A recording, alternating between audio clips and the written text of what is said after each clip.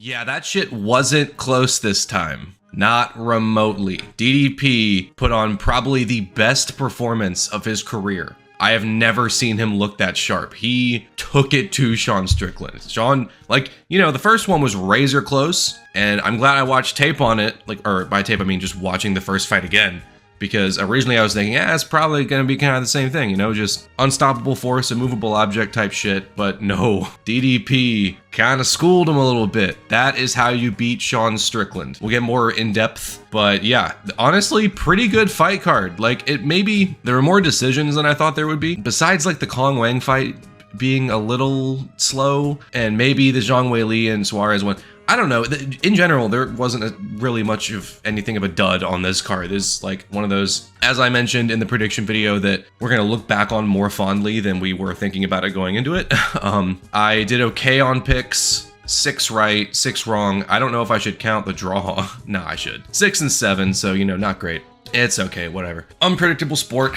So yeah, let's just get into it. I'm going to be doing somewhat of a rapid fire through these early prelims because, let's be real, no one really cares about them. Okay, so the original first fight on the card, Hyung-Sun Park and Two-Man Dembrell got canceled, so this one opened up. And I thought Quillan Salkild was better than Anshul Jubli. I thought he was going to win. I thought he could finish him. However, I did not think that the piss I took before this card started would last longer than this fight. That was a terrible stoppage. I understand. I mean, I said in my prediction video, Quillan Salkild has a really good right hand. Anshul Jubli blocks punches with his forehead. He took it on the chin, fell down hard. I get it, but he didn't even get a chance to defend himself. Jubli, you know, rose back up. Quillan was going to go in for the kill, but I don't think... If anything, maybe it was like a flash knockout and then the hitting the ground kind of woke him up a little bit. I would have liked to see that go a little longer. I think Quillan would have won either way, but that was a crazy stoppage. Oh yeah, this is one of, I believe, 3 finishes on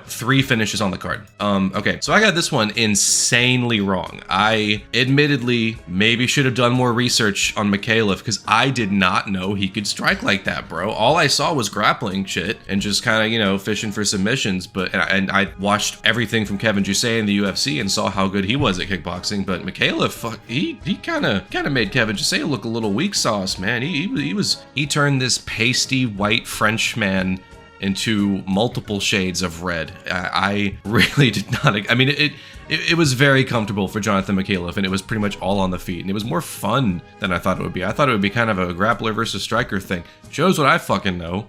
A great fight. Mikhailov seems like kind of a player. Good shit. Okay, so I got elements of this correct. Rongju was able to get the decision win against Cody Steele, so I picked Cody Steele to win this. I thought he'd mix in the grappling more. I don't know why he didn't. I guess Cody wanted to make this a little more of a barn burner, so I got the pick wrong, but I did say this had fight of the night written all over it, and I believe it did indeed. Yep, fight of the night. This one was incredibly entertaining to watch. Rongju, you gotta stick around, man. I mean, I don't know what the backstory is. I don't know what the lore on Rongju is as to why he was gone for 3 years and then came back. You know, stick around, man. This dude's fucking fun. Cody still didn't look bad. People are saying fraud check my left nut. He still looked good. And it was a bit of a questionable game plan. I don't know why he wasn't grappling more. But yeah, no, sick fight. Opening up the prelims, we got Alexandre Topuria pretty comfortably beating the slickness thickness guy. One thing I didn't mention that was interesting about this one is that I believe Volk was cornering Colby Thickness and Ilya was cornering his brother. It was like coach versus coach.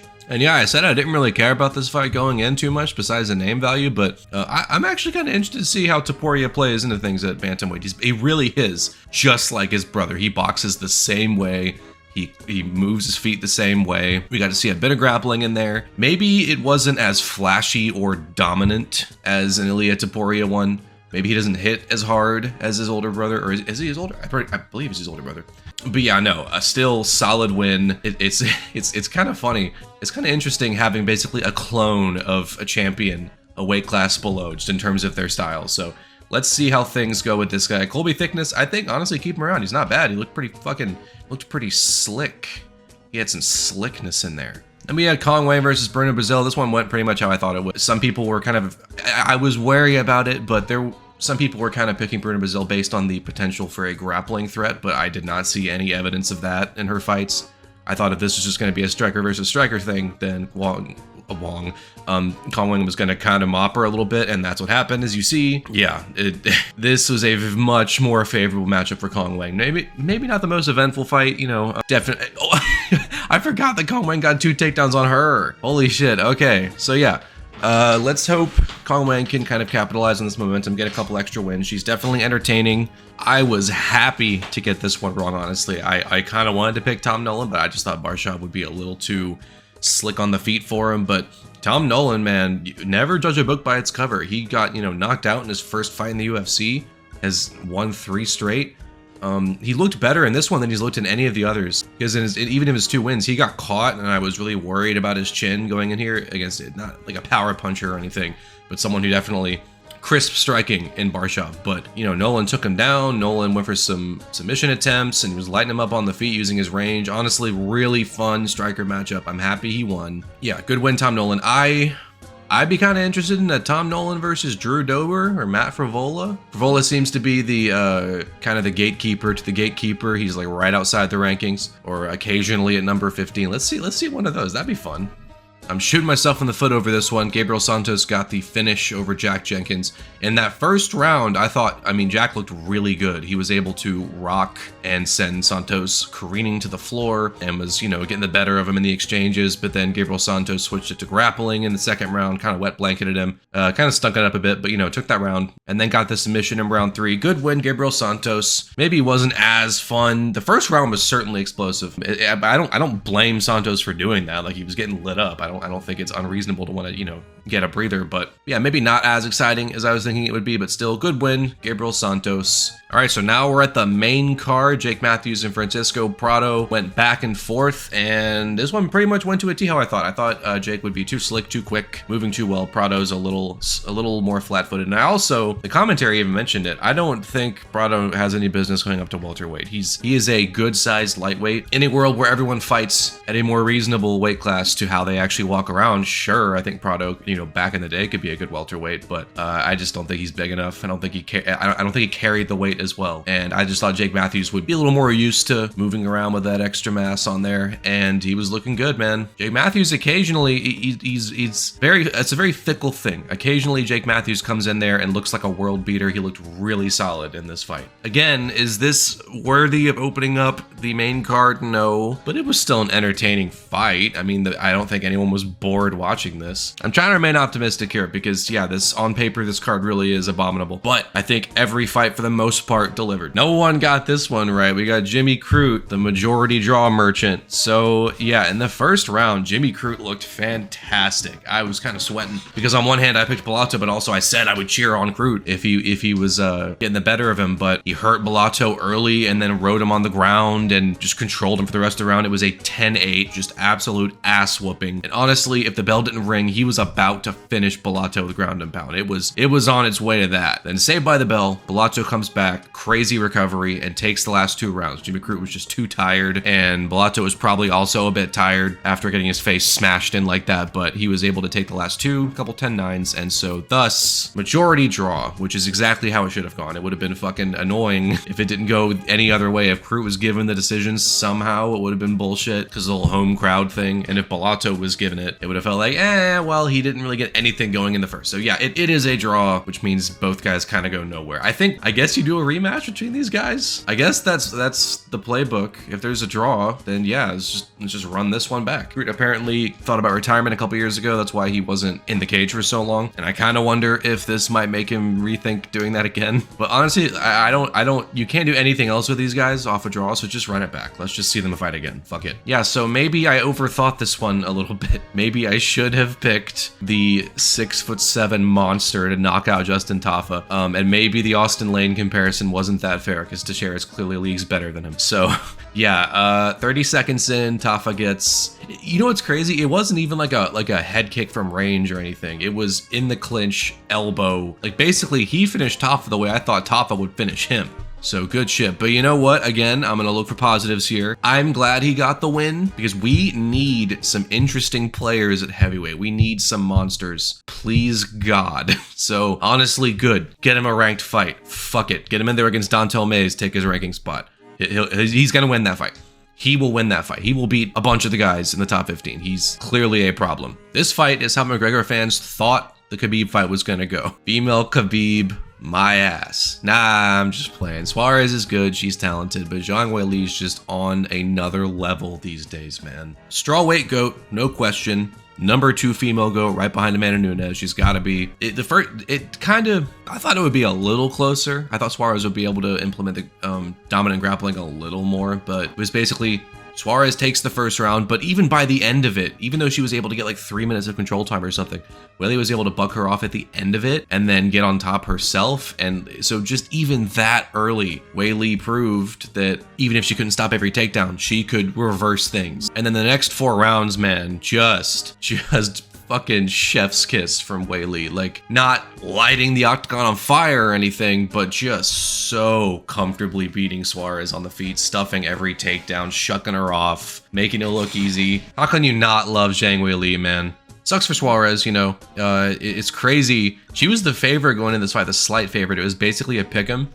And it's crazy, you know, you just never quite know how styles are gonna match up together when you haven't seen it before. You can place bets, you can make predictions, but you know, I think even people like some people picked Suarez. I picked Weili, but I thought it would be kind of a back and forth where Weili took 3 rounds. I did not think it would be this dominant. Dricus du Plessis, man. This is the first fight I've seen where when you hear that DDP is a former kickboxing champ, I believe. And other fights, you know, he has his goofy gooper style where he's kind of tripping over himself and looking a little silly. He looked sharp. He looked fucking serrated in this fight. Wicked fast kicks, quick hands. I've never seen his hands that quick. Like, he's never been slow, but like he was like whipping him out there. I don't know what happened. And Strickland did what Strickland always does, you know, very defensive. But as I said in my original video, if DDP just didn't respect what Strickland was throwing back at him as much, not that he shouldn't respect it at all,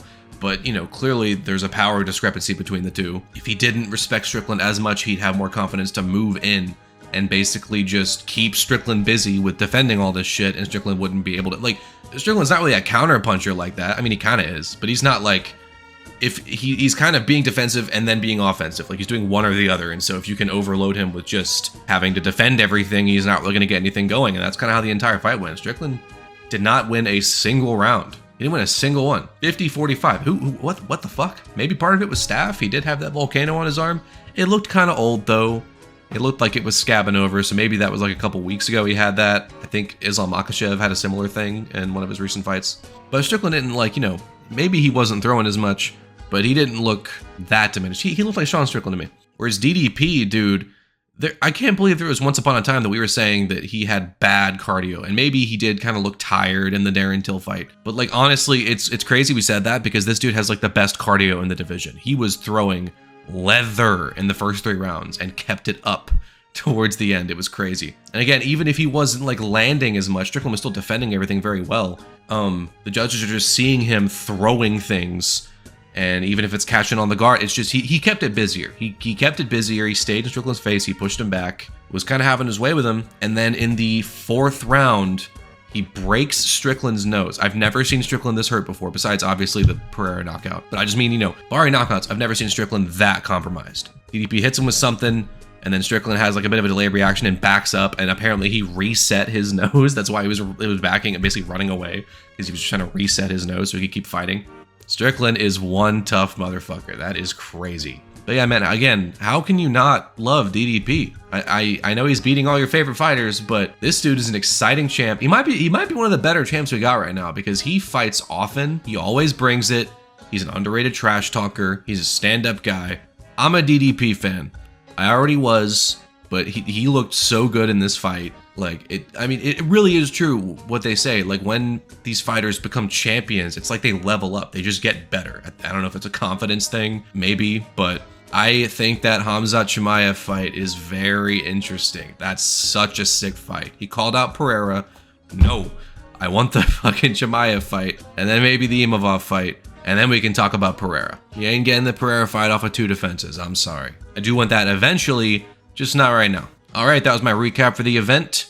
Honestly, not bad. It wasn't a bad watch. Not worth the price, but not bad. Still fun. good matchmaking stylistically. Anyways, see you guys in the next one.